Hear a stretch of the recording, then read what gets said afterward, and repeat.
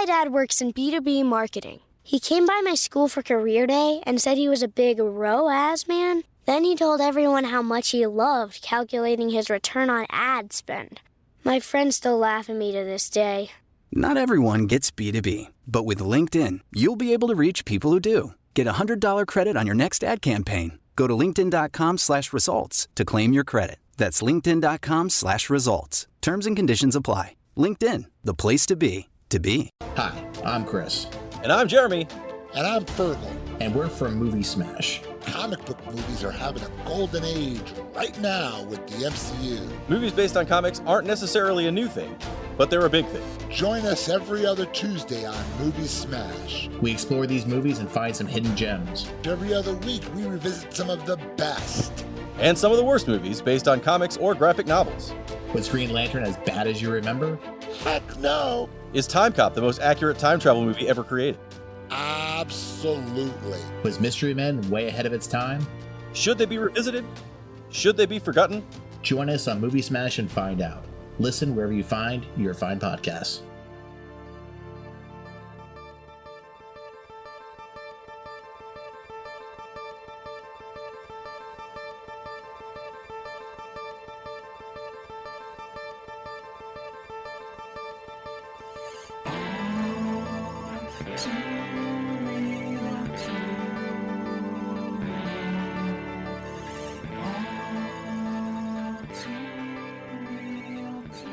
Okay, everybody, welcome to the latest episode of All Too Real 2.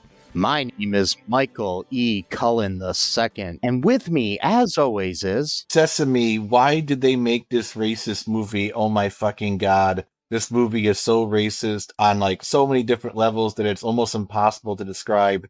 Encarta. That's a long name. Not your longest. Yeah. I think your longest was like last week. But yeah, the last week, but now it's this one is the new one. Mm-hmm. Yeah. So so there's a lot of talk in the world about how, you know, some people think that racism died a long time ago. It's still alive and well. And it was definitely alive and well in 1986. Even if not intended. I don't know, but still. 38 years ago. Yeah. Oh, my Lord. Okay, so today on the show, we are venturing back to the 1980s to cover the 1986 film Soul Man, a film directed by Steve Miner, who I just want to point out some of his other work. He's directed a lot of TV recently, but prior to, like he's directed everything from like Diagnosis Murder to Dawson's Creek to Once Upon a Time to Smallville, things like that. He also... before this, directed both Friday the 13th Part 2 and Part 3. Okay. Yeah, so there's that. It was written by co-creator of The Wonder Years. Wow. Carol Black, who is a white woman. Oh, that's fitting. Yes. The creative minds behind this movie were all white. Just want to point that out. She was... I can definitely see that. She was also the creator of Ellen, the sitcom starring Ellen DeGeneres. So that was like a huge hit. Yeah. And then The Wonder Years with Fred Savage. So yeah, it's interesting. So they're like all between that. This like gem is like tucked right in the middle. Yeah. Prior to this, the only thing she had written were 4 episodes of Growing Pains. Okay, but that's still a pretty decent. Yeah. Because those are all big shows. Wonder Years, especially Growing Pains and Ellen. I mean, those are. Mm-hmm. I mean, getting a writing position on those shows is, I mean, pretty big deal, you know. So, but then this is somehow. She was also a co-executive producer of Growing Pains, and then the executive producer of both Ellen and Wonder Years. So okay, well, yeah. Go. Yeah. It looks like she hasn't done much since a movie called The Lost People of Mountain Village in 2005. Ironically, I have heard of that movie, but I've never seen it. Yeah, she's only really done like a handful of things. So, I mean, she also gets created by credit on the Wonder Years reboot because it's based on her show. So yeah, right. Yeah. So this film exists. Stars Pony Boy himself, C. Thomas Howell, Tommy Chong's daughter, Ray Dawn Chong. Yeah, C. Thomas Howell stars as Mark Watson. Ray Dawn Chong stars as Sarah Walker. And just so you know, Yeah. Wait, Tommy, like as in like Cheech and Chong guy? That's his daughter. Wow. Yeah. We also have, so the last episode we did was just one of the guys, and one of the nerds in that movie was played by Ari Gross, who also was on a season or 2 of Ellen. So that's interesting. But yeah, it's like I saw it coming full circle now. Yes. He plays Mark's best friend Gordon Bloomfield. We have Professor Banks, played by the late great James Earl Jones. Somehow. Yeah. Whitney Dunbar, played by Melora Hardin, a.k.a. Jan from The Office. That was her? Yeah. The landlord's daughter? Yes. I mean, not the owner of the building. Yeah. Wow. I did not. Yeah. Leslie Nielsen is Mr. Dunbar, her dad. Ann Walker is Mrs. Dunbar. We have James Sicking, who people may know from Doogie Howser as Bill Watson, Mark Watson's dad. The psychiatrist, Dr. Aronson, played by Max Wright, that people will know probably most from Elf, stand-up comedian. Elf. What's that? Elf. Who's he playing Elf? He was Willie on Elf, the dad. Oh, okay. All right. He's a psychiatrist. Jeff Altman. Okay. Jeff Elfman, the stand-up comedian, plays Ray McGrady, who's like the manager of the building. We have a young Julia Louis-Dreyfus as Lisa Stimpson. Not Lisa Simpson, but Lisa Stimpson. Yes. Yes. Wow. We have Mary Cheapman as Mark's mom, Dorothy. A young Wallace Langham as racist Barky Brewer. Bowie Frazier is played by Eric Schiff. We also have Mark Neely as Brad Small. One of the racist basketball players is played by Ron Reagan. Yes, Ron Reagan. Yes, Ronald Reagan's son. Yep. Yep. That happened. Yeah, and then some other people. Okay, so I just wanted to get all the way down to Ron Reagan here in the credits. So I was hoping you're going to mention that. Yes. So here's the Internet Movie Database short synopsis. To achieve his dream of attending Harvard, a pampered teen poses as a young black man to receive a full scholarship. Yep, that's the whole movie right there. Yes. So, initial thoughts here. Man, I don't know. I'm like, I mean, I shouldn't be shocked because it's 1980s, but the fact that they made this movie, put it out in the theaters, and not only that, in the trailer, they had him in full blackface, and like even some of the posters for the movie in 1986. Yeah, this is like a well 40 years after Song of the South. Yeah, and well after Birth of a Nation or Gone with the Wind or anything like that we consider racist films. So yeah, and then it's like 40 years afterwards, and just like anyone is gonna get all butthurt about like, ooh, you're being woke or whatever. Listen to a podcast episode from Mark Maron from a few years ago where he explains how in every single era of comedy, people were saying we can't tell jokes anymore because the liberals won't let us. Like there were people who criticized blackface way back when blackface was popular. They're like, hey, this might be going a little bit too far, like. Yeah, I mean, there's some writings on this topic. I don't know exact citations here or anything from Cliff Nesteroff too, who was on that episode. So check him out. He's a Facebook friend of mine. But yeah, it's very interesting about it. Yeah. So yeah, this movie. I just want to state that it's really hard to make a movie. Yeah, it did. Yeah, it's I think even harder to make a bad movie. Yeah, I think so because you have to get. I mean, like all the stars have to align, for better or worse, for that to happen. And I think it's either harder or easier to make a racist movie.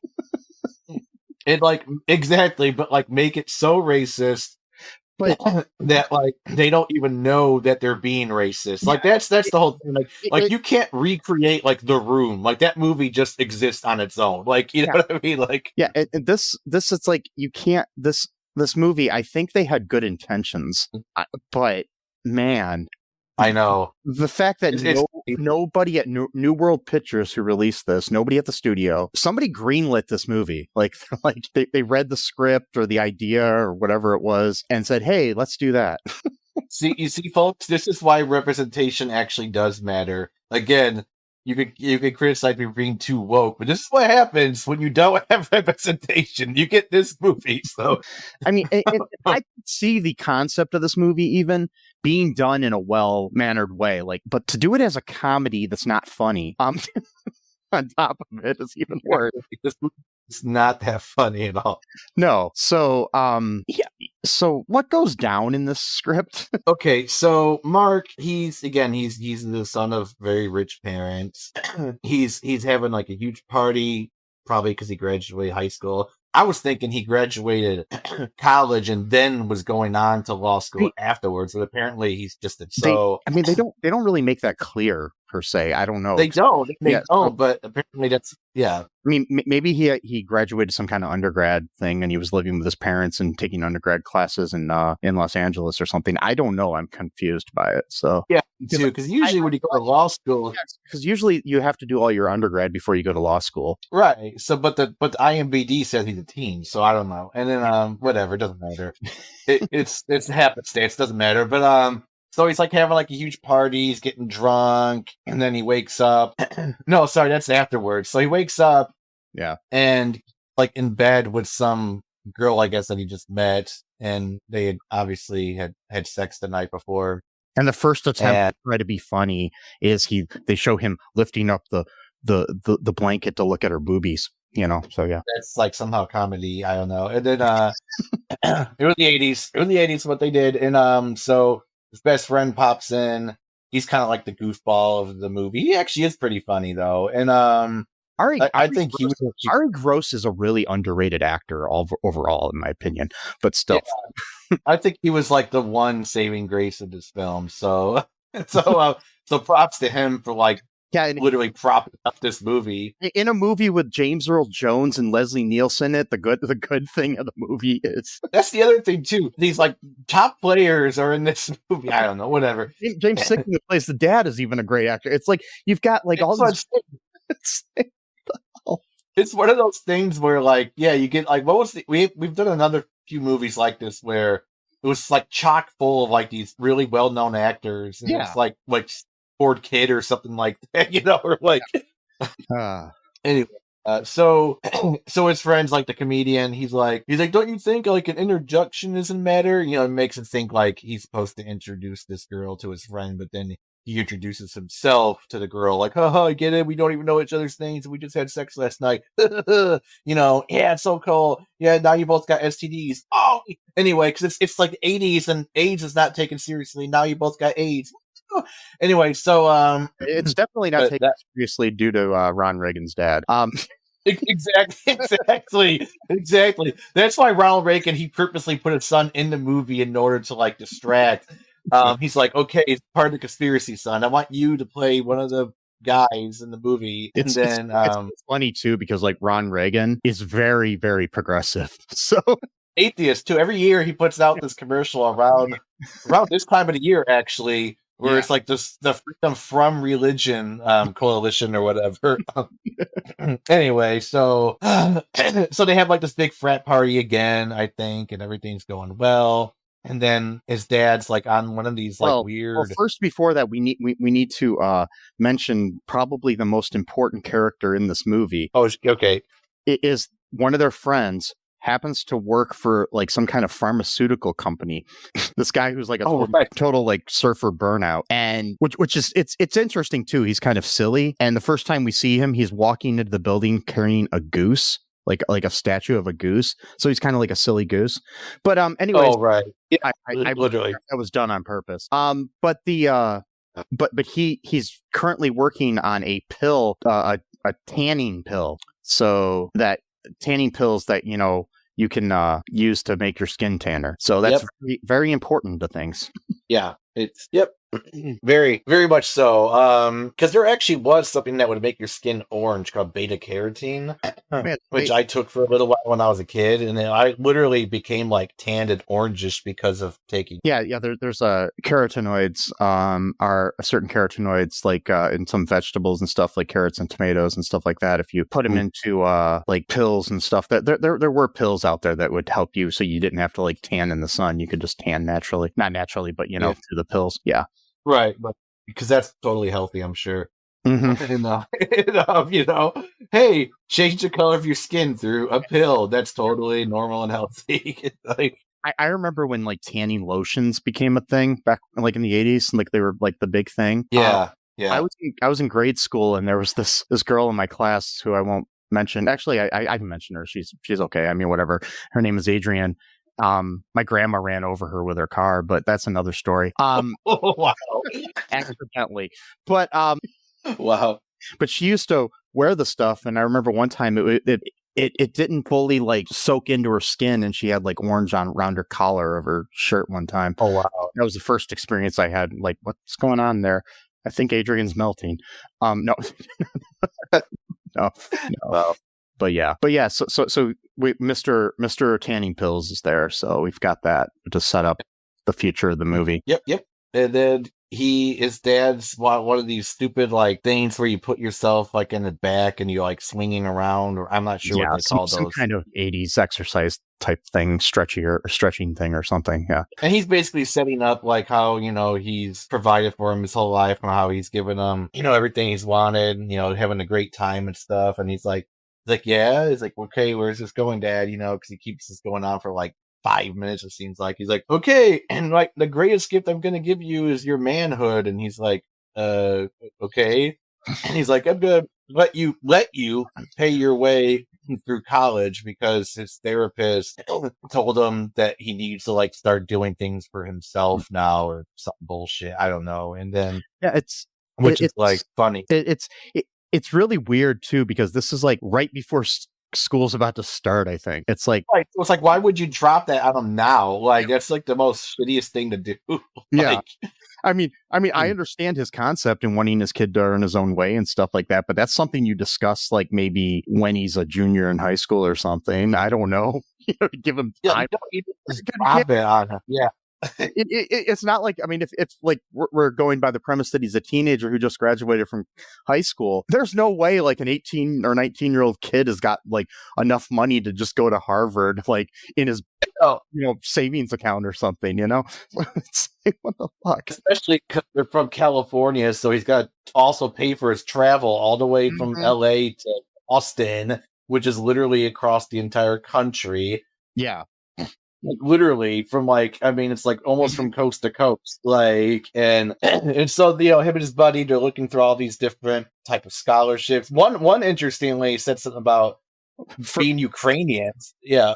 So something I want to mention too is, okay, so at one point they have a really kind of insensitive scene too before this, where he's realizing how much it's all going to cost and everything, and he's standing behind a noose, like you think he's about to hang himself, which is kind of the symbolism of a man who ends up turning himself black standing behind a noose. Exactly. Yeah, I didn't think about that. Wow. I did. I saw it, and I'm like, this is interesting. Wow. And so he's talking about how much it's going to cost, and so for school, his living expenses and everything, he said for 3 years, okay, for 3 years of law school, it's going to cost at Harvard in 1986. It's going to cost him $53,975 for the entire duration of his education. Yes. Okay. If we did natural normal inflation like you would for anything like inflation of a loaf of bread from back then to today, that should come out to $155,371.67. I did all this earlier. And so, but do you know how much 3 years of Harvard Law School actually costs with the living expenses and everything today? No, I don't know. I'm guessing like 250,000, maybe 348,000. So almost 200,000 extra dollars. So that's how much education has cost now in relation to back then. But I mean, Harvard, to be equal with other things of inflation, it's funny that like things like pay don't increase with inflation, and school like triple inflates or something, or more than exactly. It should. It's because it's all written against us. I mean, it's basically like double what it should be by normal inflation. So it's like, what the fuck?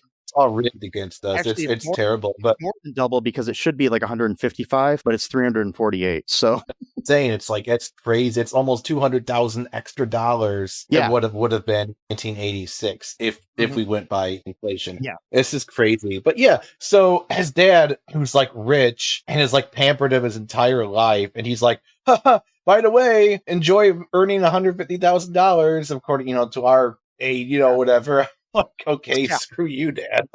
Like what the fuck, man? I mean, even today, if you asked me to, if or like if I told one of my nephews, like, okay, you're gonna have to pay for your own college right now, and but you have to go to Harvard Law, you have to go to a school that costs $53,000, even in 2020's money, it's still like what the it's hell? Still too much. It is too much for the vast majority of people, and so they kind of did that whole thing. They're like trying to play that up, like, but yeah, not nearly as bad as it could be. So him and his buddy, mind you, his friend's probably the best friend in the universe. He has his back like the entire movie.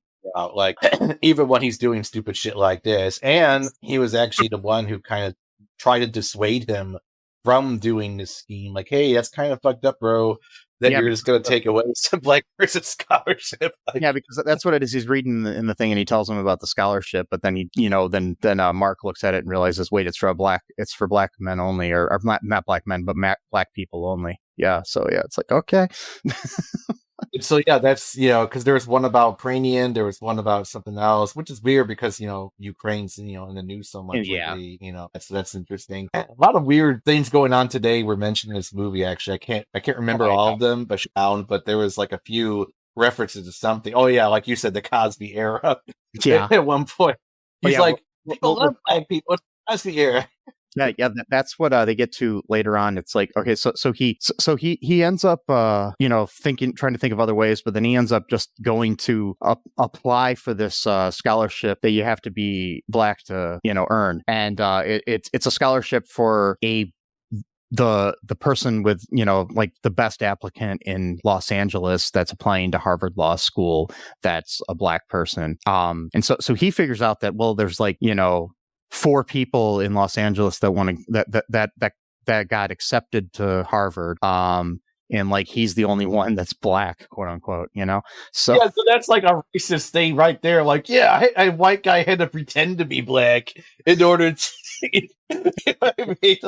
And his excuse is that if he didn't take the scholarship money, it was just going to go to waste. I'm like. That's not how that works. Does the money not like roll over to the next candidate like the next year or something? It's like, the fuck. Plus, I don't believe for one second that only 4 people in all the city of LA got accepted to Harvard. Like, I know it's a prestigious school, but come on, it's not like to that level. Like, I don't know. I'm looking up something really quick. I mean, well, I guess it could be. I just don't think it is because how many thousands of people went to our school? I mean, it was like at least like a lot of thousands of people, like 20,000 people, 30,000, something like that. It was a lot of people who went to our university. I'm not going to mention. So like during the 2024 application cycle to Harvard Law School, 8,334 people applied, but only 798 were offered admission. So he could be right. So it's like a small college, and okay. Yeah.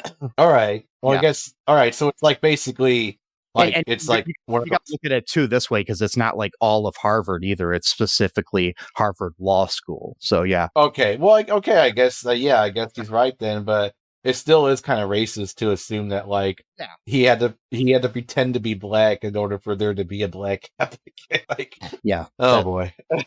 Not the money was just going to go to nothing after that. It's like, I'm sure whoever created the scholarship could, use that money for something else. If they couldn't find a black candidate to go in, they could be, like maybe donate it to the NAACP or something. I'm just saying. I know it's such a dumb premise that he thought. But then again, the whole idea is stupid because I was thinking too throughout the end of the movie, I was like, okay, so what's the end game here? Is he just going to pretend to be black for the rest of his life? Because how does this work? Like, he graduates, but he went to school the whole time being black, and then all of a sudden, all of a sudden he starts a law, starts at a law firm and he's white. Like, what the hell? So I don't think he really thought this plan through.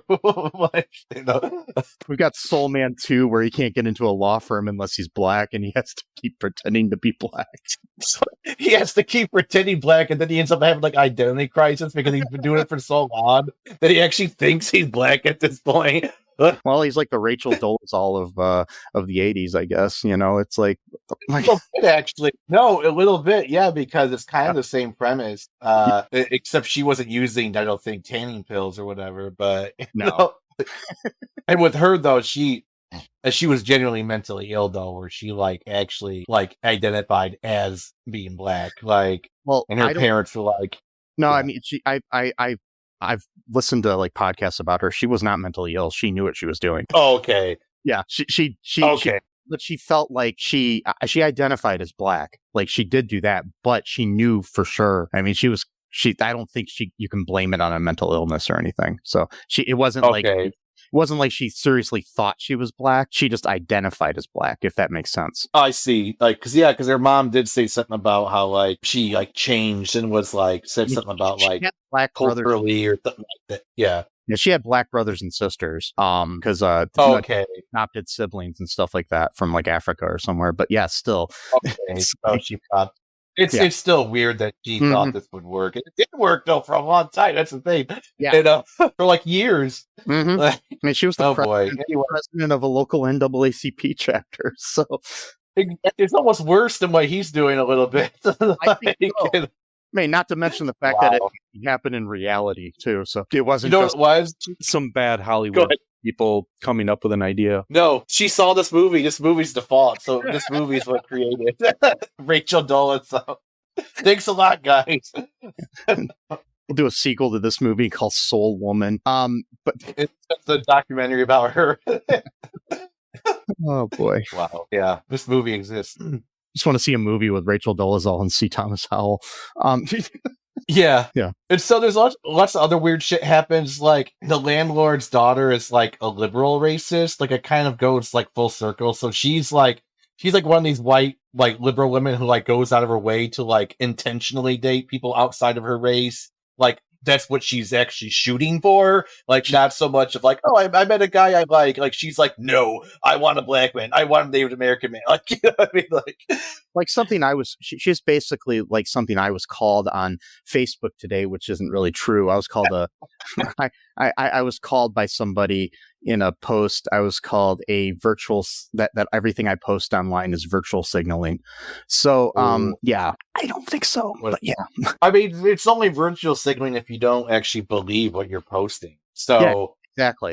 But you're not signaling anything if you're just doing it. I never post anything I don't believe in. So, yeah. It's usually people who are terrible pieces of shit who even say that anyway, because they're the person anti-virtual said it. His name on Facebook was there was something like Zuck for jail, meaning Mark Zuckerberg, and then he changed his first name to say something else. It was one word, but if you read it, it said so it was something about Mark Zuckerberg, and then his profile picture was of some MAGA rapper guy, and he's probably just some bot or and everything on his page was just all these Trump worshiping photos and stuff like that. So yeah, probably just a troll account from Estonia or some shit. So Jan from The Office has quote unquote jungle fever, even though it's white fever, I guess. I don't know. And then she's the landlord's daughter. The landlord's pretty racist, as well as the manager. The manager takes his buddy aside. It's you didn't tell me that your roommate was and he's what do you mean? He's a Negro. I'm 1986, still using the word Negro, unironically. And then his buddy's oh my God, I never knew this. Thank you so much for telling. He's jackass, whatever. I think for ratings reasons, I think they just kept saying Negro instead of the actual N-word. Well, that's good at least. Go that far into it. I think they got one for ratings. There's one time that the N-word is actually used. I think at that time you could say it like once in a movie. Oh wow, that's there you go. That's the tolerance, man. Yeah. Oh my god. So she fucks him, and Jan from the office is like, they have these things. Oh, go ahead. So the way she uses the fact that he uses it actually too. Like she says that she's studying she was studying civil rights at college. And he said, I love civil rights, and he basically uses that to get laid by a very, incredibly attractive Melora Hardin. But so it's a weird pickup line too. Like whatever. I guess anything would sway her, and because she again she's like one of these white liberal racists who's shoehorn. Where it's I know that we always think of racists being these right wing tobacco spitting type of guys, but there's also the other side of the white liberal where it's very patronizing, condescending, but in a nice way. And so she said something I could feel 400 years of oppression in every single thrust. I'm like, holy fucking shit. Someone wrote that line in the movie. And she talks about how there's all this not every stereotype is true, and basically implies that he has a small penis. Yeah, because she's penis size. And he's like, wait, what? Oh my gosh, shut the fuck up. Yeah, go ahead. And she says, do you mind if I use this in a short story? And she wants to write the short story she wants to call it Shades of Gray, because she doesn't really believe in black or white. So there it is. It's still, at least even back then, they still were making fun of white liberal racists. So my feeling is that was actually the beginning of 50 Shades of Gray. That was going to be the first shade. And then, that was what started the whole thing. Yeah. Oh God. So much happened in this movie. It's hard to. Can we get to the part where he meets the girl then? Because we're we're trying to everything happened. Go ahead. He'd met the girl earlier on. He met Sarah earlier. Right. She comes up to him, and he's basically automatically attracted to her. I mean, she was a beautiful girl, but she invites him to some kind of black law group of some sort meeting that they're going to have, and so later on, his buddy tells him what that is, and he says, it's a very militant group. He shows up at the meeting dressed like a friggin' Black Panther. My God, so cringe, man! He's looking like Long walking into the thing or something, and it's just what the fuck. It's just so sad. It's so cringy. And at one point, he does something else too. I forgot. Oh yeah, when he's at his first day of law school, and the James Earl Jones Darth Vader voice is doing a name call, and then you call his name, he goes, right on. I'm like, oh my God, dude, shut. And James Earl Jones is looking at him hey, take this fuck, dude. There's another time where he asks for the precedent of some case or something like that, and he says the precedent is Ronald Reagan, which is funny because Ron Reagan's in this movie. And Ron Reagan, which is so weird because it's why is he acting this way? Because it's he wants to go to law school desperately, so why is he fucking up immediately? I'm starting to wonder if he's just super nervous and he's blurting shit out, But when he says that thing, I wrote down the line which I think actually epitomizes the whole movie that James Earl Jones says. It actually kind of is a synopsis of this movie, and he says in response to that Ronald Reagan line, he says, I'm not a humorless man, but if you're going to take up my class time making jokes, please see to it that they are funny.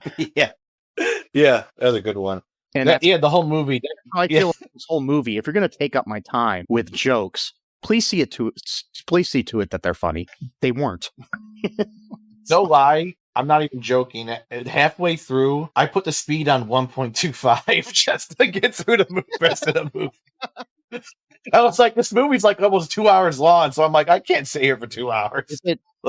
Is it any funnier? I mean, it's only Not really. going. I mean, it's 104 minutes, but yeah, I was going to say, is it any funnier and faster speed? Not really, because some of these scenes lasted way too long. Even with 1.25, there were still like too many awkward pauses that went too long. So I'm like, imagine watching this in the regular speed, like 30 seconds of like silent, like, okay, are we moving along here? So like, go ahead. To be fair, a lot of movies back then kind of took more time to get to things, but still, it's like, yeah. That is true, though. That is true. Yeah. Because, you had to actually go buy a ticket and go to the movie theater, so they wanted people to get their money's worth. This wasn't something that you were just watching on, as like a second screen while you're while you're playing on your phone or surfing, Instagram or whatever, So that it's so much second screen, but it's the reality we live in. It's bad, but that's the world we live in now. And so like, I mean, this movie plays on so many racial and sometimes it seems like they're trying to make a point, but like they're being racist while making the point. Like, so like at one point, the landlord's daughter invites them over for dinner, and Leslie Nielsen is like clearly pissed off that she brought a black guy to the table. But then like every single character in the family has like a different stereotype that they picture him. So like, of course, like mother, like daughter, apparently she, pictures him as like a beastly black man who's going to like ravage her. She's like licking her lips. So I guess I know where she got the proclivity, from her apparently. And so, and then the boy, by the way, the boy is like watching like what we would do now. Like he's got headphones on. He's watching like a screen while eating. 1986. Like a portable TV, like, one of the first like kind of portable TVs they used to have back then. I used to have one, but not that big though, because I got mine more in the 90s, but still. It's like, so it's kind of interesting that like that's also like what kids now do these days, but like with their phone. And so like he imagines him as being okay. So he imagines this one confused me. Yeah. He imagines him as go ahead. You go ahead. Okay. So he imagines him as looking kind of like Prince, but playing the guitar like a mixture of like Jimi Hendrix and Eddie Van Halen, I guess. I don't know. It's like, but the thing is, in his imagination, Mark as Prince like licks his lips looking at this little boy. So that's right. What? So is the little boy having like sexual dreams? Like his arm? I don't know. Exactly. And he's like 10 at this time or something like. Yeah, I don't think they thought that through. And then the dad, of course, sees him as like he's literally eating a watermelon as his daughter's pregnant with his baby. I don't even want to say it because it was so racist. Like, yeah, it's like something like, about go grab me my my heroin and my hypodermic needle or something like that to her, and you B word and all this other stuff, and it's just like, what the fuck? Also grab another watermelon. I'm like, that was hard for me to watch. I was like, oh my god, that's really did what I sped it for. This scene, in my opinion, is just as, if not more, racist than Birth of a Nation. No, seriously, no, totally, because they're making a point against it. Like they are trying to. Who was? Whereas Birth of a Nation was like promoting racism. Yeah. Like, okay, I thought for a second there you were saying that Birth of a Nation was against racism. Oh no, I'm saying that. No. I'm saying that like Birth of a Nation is like the American version of like those Reich. What's her name? The German. What was her name? Leni Riefenstahl. Yeah, pretty much the American version of her Nazi propaganda films. Like, in a way, it was just interesting. And there's another interesting thing too that I guess, well, this wasn't played at the White House, but Soul Man was played at Camp David for the whole Reagan family. Oh my god! Because Ron was in the movie. Yeah, and Ronald Reagan, President Reagan, loved the movie. Of course he did. Of course he did. Of course he did. I mean, yeah. Whereas, like, I think who was it? I can't remember which president. It was Wilson or some president back in the day really loved Birth of a Nation, was their favorite movie. So, oh yeah, I forgot which one, but yeah, I know what you're talking about. I mean, I'm not surprised, Mr. Ronald Reagan, Mr. Inventor of the term welfare queen and saying young bucks eating too many T-bone steaks, shit like that. It's like, oh my god. He literally popularized the word welfare queen. So yeah. So that was a piece of shit. But not their son's not, but it's oh my god. It's an interesting film. But so many I can't even name all of it. I don't remember all the races. I'm worried this movie's gonna like make me like racist just from like subliminally just like no, that's not gonna happen. Good. Well, I hope not.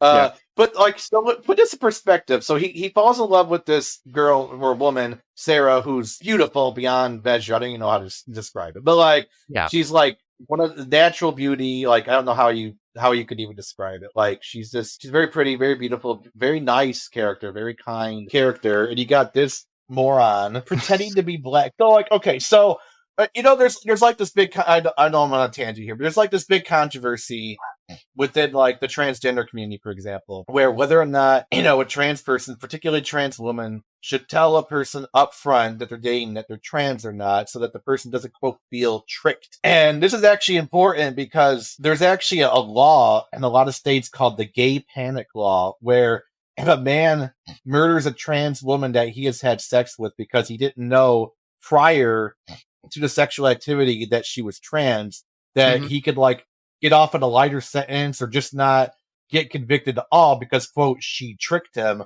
So this is like an important conversation among the trans community, particularly the trans women community, where they're like, well, should we tell them up front or should we not? And a lot are like, no, we should. Like, not because we owe them that, but like to save our lives, potentially. Like, and so like, but this guy is pretending to be black, which is almost like worse in a way because he's like pretending to be a completely different race. I know. And so she's thinking that she's falling in love with the black man. So, oh god. I looked it up, and it was Woodrow Wilson who screened Birth of a Nation at the White House. Yeah, okay, that makes sense because his response to watching it was like writing history with lightning. Yeah, that's a fucked up phrase right there. He loved the movie. I don't even understand what that means. Writing history with lightning, like I don't know either.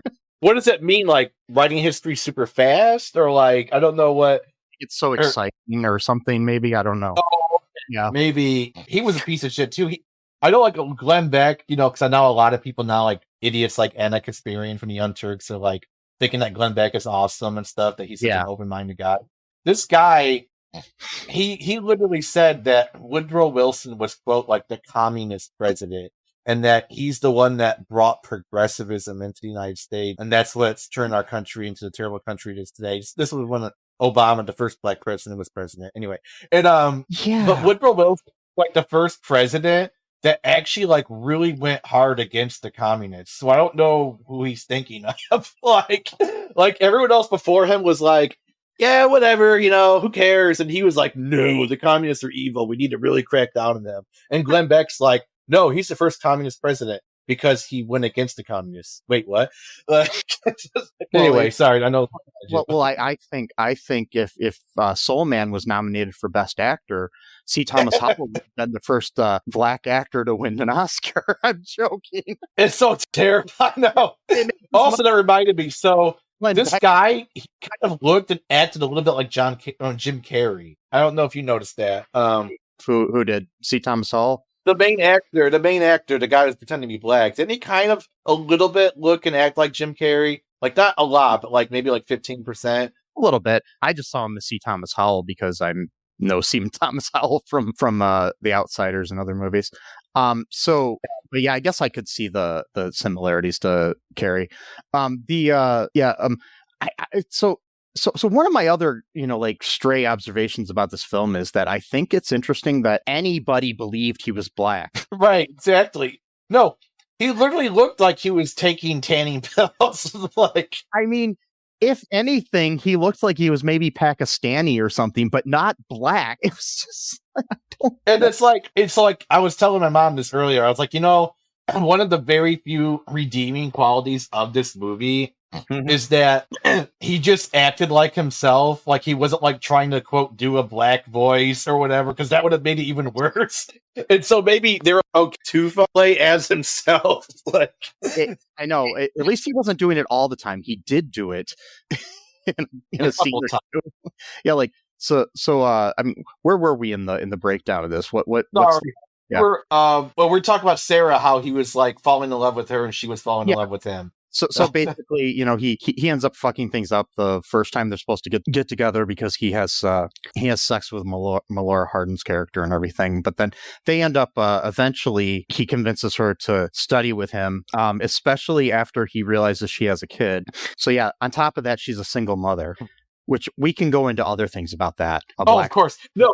So there is this part. Oh, go ahead. So, I was just going to say, a black single mother in the movie. It's like, I don't know. I mean, not that there's anything wrong with black single mothers, but I'm just saying it's like it's building the stereotype is what I'm getting at. So yeah, I don't know if they're doing that to make a point against it, but badly, because it just seems like they're just being because even his character. So like, I thought he was like her younger brother, because I was thinking she's like 19, 20 years old. And then like, he's like, oh, I didn't know he is, whatever. So even he is like thinking that it might be her kid. Yeah. Like, because I was thinking like, oh, might have been her younger brother, because she's like maybe 20 years old. Like I'm not going to straight away assume that like a young child's like her son because she's like 20 years old or something like that. So anyway, she ends up meeting him in the library one day when he says, I'll be at the library at 7:00 or whatever. And, just meet me there if you want to study. And then they start falling in love. And, and then there's one time, like, she invites him over for dinner because she's staying in Boston with her grandparents. Yeah. So my whole thing is watching that scene kind of made me cringe. Yeah. You have these older black actors, and Rae Dong Chong, who's like half black, and a guy in blackface. No. The scene together, it's just that scene just made me cringe.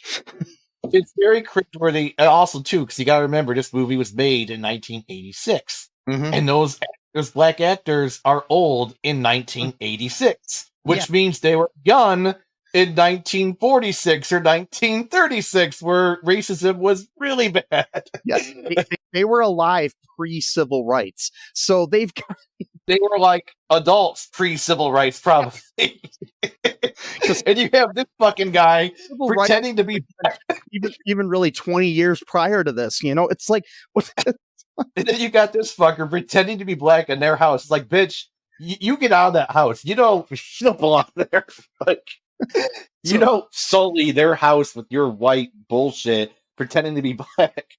But so they go outside and it's snowing, and he says, "Oh wow, this is cool!" Like, and they're reacting to the snow, like, and she says that the first time she's seen snow, and he's like, "Oh, where are you from?" And she says that she's from San Diego, and he realizes, "Oh, we're both from California." And then she says, "Oh, you must be the one that got the scholarship." Oh, and right.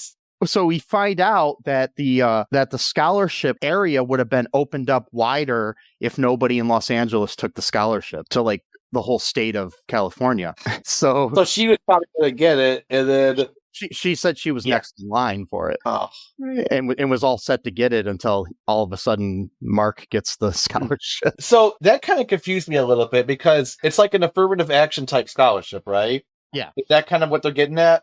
So wouldn't her being a black woman like make her more like, you know what I mean, like deserving of it? Like, you know what I mean? Like, no. Like, see, the thing about it is that it starts out being available to people in Los Angeles. Oh, okay, I see. And then, all right. But if nobody in Los Angeles receives the scholarship, then it opens up to the broader state. So, oh, okay, I got you. All right. So she wasn't eligible for it until nobody in Los Angeles got it. So yeah. Oh, okay. Yeah. Okay. I was trying to figure out what. Yeah, because she was like, it was like 2 days too. It's like you must drive the knife even further into your like twist it. Like, yeah, it was like 2 days, and then boom, someone else got it. I'm like, oh Jesus. And he of course feels like a piece of shit because he is. Yeah. And it's like, oh my God, I'm so sorry. And she's like, oh, don't be sorry. It's fine. I'm like, no, you should be sorry. In fact, that scene earlier with the noose, I'm not saying you should do that, but like, you're a piece of shit. Like, it's like, I wanted to punch my TV when she says, oh, I'm happy it was you that got it. I was like, what the No, you should not be happy. You should be furious. And actually, you are in the later in the movie furious, rightfully so. Yes. So, and another thing we have like, okay, so we have these, there's just like some stray things I'm mentioning here before we get further into the plot that, just happen randomly throughout the movie. We have these two idiots who keep making bad, racist jokes. Right. I mean, I'm not saying that any racist jokes are good, but these weren't even like quote unquote funny. They were, yeah, for anything. I mean, one of them was literally, how many Negroes does it take to screw in a light bulb? Okay. Like one to hold it and the other one to drive the pink Cadillac in circles as he's screwing it in or something like that. And I'm just like, I don't even get that. Sense. Like what? Doesn't make any sense. Yes. What? Okay. All right. Yeah. So sure, I guess. Yeah. Anyways, these two idiots. I feel bad for Wallace Langham, who he went on to be like on CSI and other things. He's a great, humorous actor and everything, but it's just like he gets stuck telling all these bad jokes throughout the movie. I'm just like, it's like he needed work, man. He needed work, and so this is what he's like. Okay, I gotta say a bunch of racist shit that's gonna come back to me later on in life. Yes, and but hey, I need to work, so I guess that's future problems. But I mean, I don't feel too bad for him. At least he had a decent career afterwards. So, oh no, absolutely, yeah, and still does. But anyways, so they keep saying these jokes, and Mark keeps overhearing them, and they keep saying no offense, man, or something like that. It's just like, oh my God. And like, except first he's like, no worries, but then like the more he keeps hearing them because they think he's black, the matter. And so it's like. Yeah. So there's that going on. Also, visiting the school at some point, Julia Louis-Dreyfus's character and her boyfriend are there, and so. Oh God, this scene. So Mark, they run into his buddy, and then he has to introduce he's like, who's your friend? And it's like, he puts on sunglasses, and then he starts pretending like he's like Stevie Wonder or some shit, like he's blind. And why? But why would you do that? Made no sense to me. And then it says, oh no, he's just dumb, he can't hear and stuff like that. And then it's just like he can't hear well. And then also he introduces him as Kareem Abdul-Ali. Oh God. She's like, is he Muslim? He goes, no, he's Canadian. What? Like what? So there's no Muslims in Canada apparently. What the fuck, dude? But yes, so they're kind of trying to avoid that, and like they're probably the closest thing we have to like antagonists in this movie, because there really isn't. I mean, I guess the racist people throughout the whole movie are antagonists to like that, or the fact that the whole movie is just an antagonist to the viewer. Exactly, the whole movie itself is an antagonist to black people. Like, yeah, or humanity in general. And the movie takes the form of evil. Yes. So they're they at one point find out that that Mark got this scholarship, and that he's not really black, obviously. But so what's going on here? Basically, there's at one point his parents come to visit, and liberal white chick is in his in his bed half naked, and so his parents are there, and then Sarah's supposed to come over to study. So it's like a little mini British farce in the middle of the movie, So it's like, doors opening, because basically a lot of British farces are all just people going in and out of doors, and yeah, it's like a trope that they have in other shows. Yeah, I acted in a couple of those. One on stage, which I really liked, but called Funny Money, which was made into a really bad movie that we should probably cover this sometime, starring Chevy Chase. And quite they take a British farce and Americanize it and totally kill the whole. I don't know. Anyway, so I remember watching it as a kid and I hated it. I thought it was terrible. And, you might be thinking of Funny Farm too, because Funny Money came out in the 2000s. So yeah, but So this little scene, you've got Mark's putting on a ski mask, and so he can hide the fact that he's darker skinned, so his parents don't see it, and he keeps taking it off and putting it back on, and blah blah blah and everything, and then eventually Laura Hardin's character ends up on the fire escape, like half naked, and then the pervy Jeff Altman's character sees her and is like something like "holy clam chowder" or something like that, something very stupid. And it's like we got to emphasize the fact that this is in Boston, I guess. Yeah, it's like, so he tells Leslie Nielsen's character probably. Yeah, and so they end up getting evicted. But also, Sarah thinks that that Mark still got a thing going on with civil rights chick, and I forgot the character's name, so I'm just, what the hell? More Whitney, which is what's her name? Whitney, which is interesting because Whitney is like, I can't remember the meaning of that name. It's maybe he's like white or something, or yeah, it's derived from a place name meaning White Island. White Island. Wow. And so there's this part I wanted to make just a quick point about that. So he asks Sarah at one point what she thinks about interracial relationships, and she's kind of like about to say, it's kind of complicated or whatever, but then everything goes haywire. So she eventually meets his parents. So I'm thinking he could have just made another lie. I mean, I'm glad he didn't, because he's already told enough lies that it is. He could have been like, hey, I'm adopted. It's my white parents, that kind of thing. But he didn't even think of doing that. So whatever. And then during the scene, at one point, he takes his ski mask off and walks in on his parents, and he starts like jive talking. Oh my God. I think I zoned out at that point. Yeah. He's like saying something like, and he says to his mom, he's like, "Hey there, mama," or something like that. Oh my God. Jesus Christ. Oh boy. So yeah, oh God. So eventually, after this chaos goes on, he goes to basically reveal what's up to his professor. But he somehow ends up getting put on a judiciary committee instead. Yeah, because they're like having completely different conversations with each other. Yeah. So that happens, but eventually he ends up deciding to drop the charade. I'm just saying charade just because I can. Charade. Then we have like this big scene with that judiciary committee, where Gordon comes in, his buddy, and introduces this whole thing, and he talks about how he does say something. He's like talking about how his when you're raised in a certain area, by selfish people, you can't judge somebody based on the color of their skin. And he's trying to basically make the point, and everybody thinks he's making a point about Mark being black, but he's actually making a point about Mark being white. Like rich parents who coddled him and shit. So that was like at least a good attempt of trying to make a point, even then it was still racist. But they come so close so many times doing something good. They're like at the precipice each time, and it's like, nope.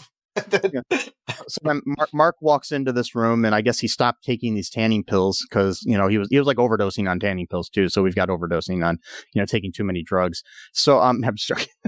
So somehow he didn't have any health problems during an entire semester of doing it. I know. I mean, what was his plan? Was he going to do this for 3 years? Like you said, it's just like ridiculous. Then for the rest of his life, he probably would have died from taking too many of these pills. I know. Like died at the age of 30. So all of this was for naught, So I mean, well, he already died. His skin. Anyways. So he comes in, and basically everybody's like in shock, and it's like, and then the boyfriend of Julia Louis-Dreyfus's character comes in. He was about to announce that he was white, but Mark was already in there and he was white, so it didn't really. Yeah, he was like, "Oh man, this is my shot to get into Harvard," and it's like, nope. Yeah. So basically he has this meeting with his professor, and he explains everything to him. And he said, he's the professor's in one of the, feel bad for James Earl Jones, saying something to him is like, well, at least you know what it's like to be black. And at least they had the common sense to have him respond that he's like, I still don't know what it's like to be black because I could have changed back to being white at any time. Yeah, that was actually a good line. I'm glad they actually had the foresight to do, or like, I don't know, whatever, like, to do that. He decides to like forfeit his scholarship, obviously, and then it can go to Sarah, and he pays what he owes, and what was lost on the scholarship and everything. And that way she can spend more time with her son George. And so some time goes by, and he ends up working. Oh, by the way, she was working in the cafeteria as well as raising her kid, so that's why she would be tired sometimes in class and stuff throughout the movie. So Yeah. But now she doesn't have to work there, so he's working there in the cafeteria now at the end, so he can pay for his schooling, and his dad gave him some kind of loan or something too. So eventually, he sees her and he ends up, going to her and tries to beg for another chance. Yeah.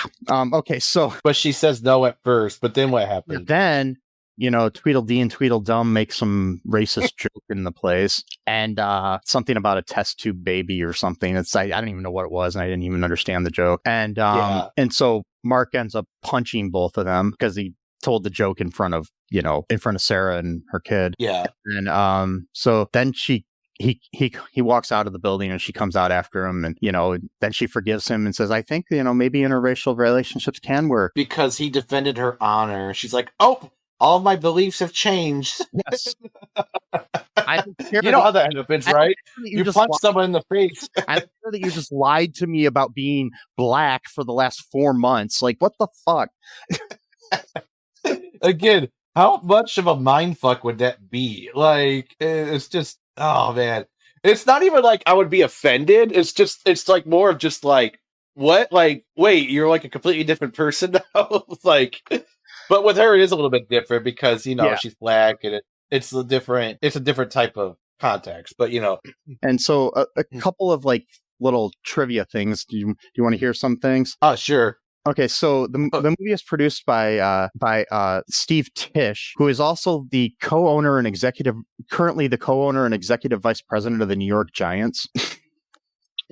And he produced Risky Business prior to this. He produced Forrest Gump. He produced Another movie, American History X, a movie that deals Whoa. A movie that deals with racism in a proper way. Anyway, so but also very brutal way too. Yes. Oh my god. Yeah, he's also producing he produced the Equalizer movies with Denzel. He's also producing the upcoming Masters of the Universe movie. Okay, that's very random. There's like a bunch of other movies too that he produced throughout the years, but those were just ones that I found interesting. So Forrest Gump is also very stereotypical about like mental disability or whatever, like, so, and racism, both in the same character. Yes, both in the same character, but also in Forrest himself too. So, yes. So the role of Mark Watson was originally offered to several other people prior to C. Thomas Howell, including Anthony Michael Hall, Anthony Edwards, Val Kilmer, and John Cusack. Wow. Also, okay. Prior to C. Thomas Howell being cast, someone accepted the role. Tim Robbins accepted the role, but he dropped out. He dropped out prior to filming for a very interesting reason, because filming went over schedule on Howard the fucking Duck. Oh, come on! God damn it! So I've tried to review that. Which would have been. I mean, luckily he able to went on to do like Shawshank Redemption and other great movies after Howard the Duck. But it's just interesting that the reason that he couldn't do this horrible movie is because he was in a horrible movie. Oh my god. That first Marvel movie too, apparently. Oh my god. We reviewed that like 4 years ago. If you want to check that out. We reviewed that a long time ago, and be sure to take a listen to that if you want to, folks. So or as good as we are now with 4 years old. Do it. But still, it was a good episode. So here's some other trivia. C. Thomas Howell had to wear colored contacts, especially when his skin was black, because his eyes are normally a goldish color, and it really stood out once his skin was darkened. Wow. C. Thomas Howell and Ray Dawn Chong met on the set of this film and married shortly after, and were married for 1 year and then divorced. Okay. So they fell in love on the movie like their characters did. Was he pretending to be Asian at one point then, like being extra racist? They're like, yeah. Oh yeah. Speaking of other racist things, at that like little trial thing, Melora Hardin's character is now there with a Native American guy and talking about I was going to mention that. talking about how she doesn't see race. She doesn't see red or white. She sees things as more of a shade of pink. That what she said? Yes. Oh my god! He kind of like scowled at her. He's like, "What?" Like, oh man. Yeah. So, I'm really curious now. Hold on about something while we're talking about things. I don't see him in the credits. I was just trying to figure out if that. I don't know, but a lot of times Native Americans weren't played by Native Americans, so I was just really curious. If that would be yeah, that's true. My question though is, why did so many people show up for that hearing? Like, was it required, or they just felt like going? Like, you know what I mean? Like, it's that big of when we went to college, I was like, "Oh, Mike, you heard of doing disciplinary hearing? You want to go check that out?" Like, what? I was like, "No, I'm going to go home and watch American Idol instead," or something. Like I'm talking about, like, yeah, I'm gonna go carve out an hour of my day to watch a discipline of a fellow student that I don't even know. Just like. Yeah, so because they had no idea. See, they didn't know he was pretending to be black at that time, so it wasn't even like an interesting thing. Like they just went, you know what I mean? Like it's like I don't know if they were all there because they were just basically racist and wanted to see a black guy get punished or what. Yeah, maybe that's what it was. So like, hey, one of our 2 black students is gonna get kicked out. Let's go show up and like heckle him. Not heckle him. Like, yeah. So another person who was offered the role of Mark and luckily turned it down as well was Ralph Macchio. No, that wouldn't have worked. Who co-starred with C. Thomas Howell in The Outsiders. Have you ever seen The Outsider? Yes. Like a long time ago, like a bunch of times, and I was like a bear, but it's a great movie.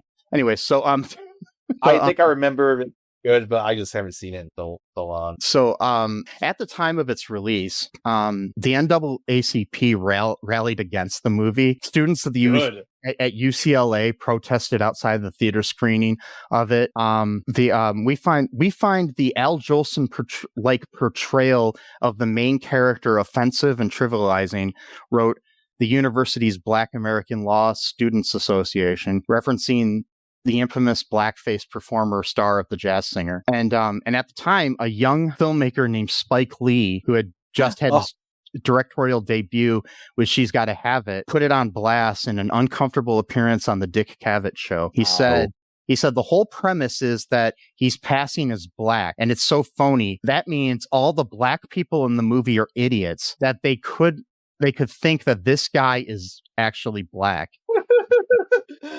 True, but you have to suspend disbelief for this movie.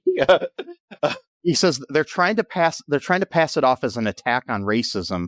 I really don't see it that way. That's not funny to me. It's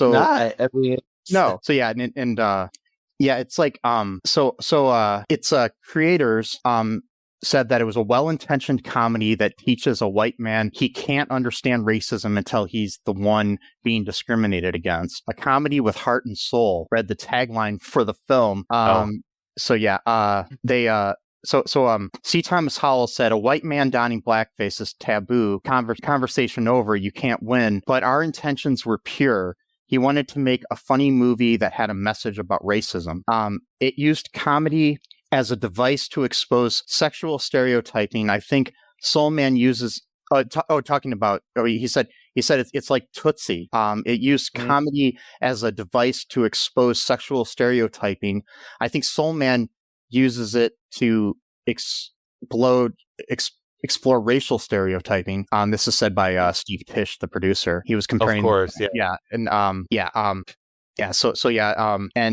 like Ray Dong Chong and other people have all like tried to defend the movie over the years. Of course, because they were in it. And they're like trying to salvage their. I mean, like, except for Tootsie was actually good though, so I don't think you should be able to compare it to that. No, it's like and like even even though like just one of the guys which we just covered, which I thought was going to be probably offensive, wasn't really that offensive. Well, not really. That was actually good. And it's kind of a similar premise, but it's right down to like a scholarship sort of thing, but in a different way. But that one, she was actually discriminated against because she was a woman, where this guy just didn't have money to go to college. Yeah. You know what I mean? So it's similar, but like not at all at the same time. So the movie did make money at the box office. It grossed $35 million on a $4.5 million budget. And, but it did have a fast, like, downfall after that. And then, so it was, like, it's kind of hard, but it's like in the same year, though, Disney also re-released Song of the South in theaters the same year. So any other thoughts about this? I think I'm done talking. I mean, there's probably more I could say, but I don't want to talk about this anymore. I don't want to watch this movie anymore. No, I mean, I'm thinking that what we're going to do is change this podcast. Okay, here's my preposition here. What we're going to do is break down every minute of this film for the next 104 weeks. Okay. Oh, no! Wait, didn't someone already do that for some other movie? What was there's a podcast called the Star Wars Minute where they break down every minute of the Wars. But yes, that is insane, dude. But we're gonna do it for Soul. Yeah, that's our niche now. Is no, pay me to do that. You could pay me $1 million to do that. We're gonna just call it a minute of soul, and yeah, there you go, Soul Minute, Soul Minute. Yeah. Oh God, we'll bring in historians every week to talk. No, like to contextualize everything that brought together the stars to make this movie. That doesn't brought together stars. It doesn't make any sense. But like, none of the jokes did either, so I guess that's fine. It's completely fine because after seeing this movie, nothing in the world makes sense to me anymore. But actually, since November 5th, since few, actually most of my life, nothing's made sense. So, yeah, at this point, yeah. Yes. So, if something actually makes sense, then I'll be scared. Yeah. So, folks, thanks for listening here. If you can, just go to all2real2.com and check out all of our links there. You can listen to previous episodes, including our Howard the Duck review from a few years back. If you haven't listened to last week's episode about I almost said She's All That.